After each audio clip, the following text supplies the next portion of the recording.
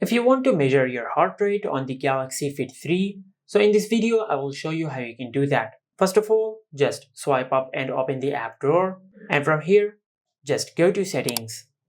In Settings, just tap on Health. Now from here you will find the option of heart rate. Just tap on it, and from here just set the heart rate monitoring to whatever you like. If you want your band to measure your heart rate continuously, just select Measure Continuously and your Galaxy Fit 3 will measure your heart rate automatically. And also you have the option of every 10 minutes. And if you select this option, your Galaxy Fit 3 will measure your heart rate on every 10 minutes while you're still. And finally, you have the option of manually only. Now, if you select this option, you will be able to measure your heart rate manually. Now, to measure your heart rate manually, just go back. And in the app drawer, just tap on Health. From here, you will find the option of heart rate. Just tap on it, and once you do that, you will find the button for Measure.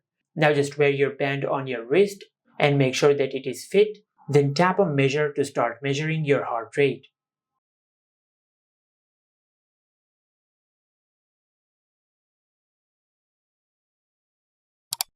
And as you can see, this is how you can measure your heart rate on the Galaxy Fit 3.